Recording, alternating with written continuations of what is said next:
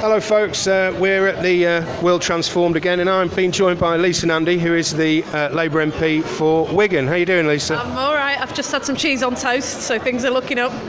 Fantastic. And what have you been up to today here? What's going on? What are you on a panel? Are you just here taking part? What's going on? Yeah, we just came in to do an event that Ed Miliband was hosting about a new economic consensus for Labour. It was absolutely fizzing with ideas about how we completely turn the economy and the values on which our economy is based on its head. At the moment, we've got an economy that delivers for a very small handful of people and not for the most of us. And for some people, the impact of that on their lives is catastrophic. So we were in there debating it with about 300 people in the audience. It was fantastic. Well, that's right up our street. We're the People's Assembly Against Austerity. I work with people all the time who are astonished at the economic policies that this government's pursuing. Have you got a view on all that? Yeah, well, I represent a town in Lancashire. It's part of the Greater Manchester conurbation, where we lost our mining industry in the 80s under Thatcher and lived with the implications of that ever since. And what happened to us in 2010 was that as the cuts came in, harsh, deep cuts to our public services that were front-loaded, so we couldn't plan and we couldn't reform those services to try and mitigate the impact on people. What we saw was that the impact on our local economy was massive. It meant people lost their jobs, it meant they stopped spending, it meant businesses then had to lay people off. And actually it's only been because of the concerted effort of the council and of the community together that we've managed to protect a lot of people from the impact of that. But for some people, for disabled people in particular, right at the harsh end of a regime in the benefit system that doesn't just strip people of their income but strips them of their dignity, it's been devastating.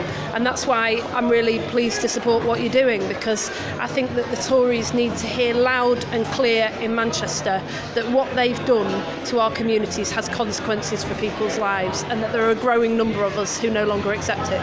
Well, I was looking at some of Danny Dorling's research, actually. There's a lot of evidence that there are huge piles of corpses that are being shovelled under carpets, actually. That some of the things that have happened, as you say, to the disabled, to the elderly, the death rate has going up under this government. I think it also masks the fact that there are just huge numbers of people now living with the daily anxiety and insecurity that comes with life in poverty and without the hope or the ability to plan for the future, and to think that your children are having to grow up in that sort of system where you don't know where they're going to work, you don't know what their prospects are going to be, and you don't know how you're going to pay the rent or the mortgage from one week to the next, as well as people at the very, very sharp end who've lost everything. There are huge numbers of people who are actually living daily with the consequences of what's happening, and we're starting to see the effect of that through our health service, through the mental health crisis, through some of the things that we're talking about in Parliament, through the loneliness epidemic that's sweeping across some of our communities. These have profound social consequences for people and their lives that last for years to come. Some people never ever recover. We learnt that in the 1980s, last time we had a majority Tory government, and we've learnt it again since they've been in power. That's brilliant. And of course, what I'm going to be doing about it, what the People's Assembly is going to be doing about it, is what's on that leaflet. We are going to be protesting the Tory Party conference next Saturday. Great stuff. Thanks very much. Thanks for talking to us, Lisa. See you soon. Thanks.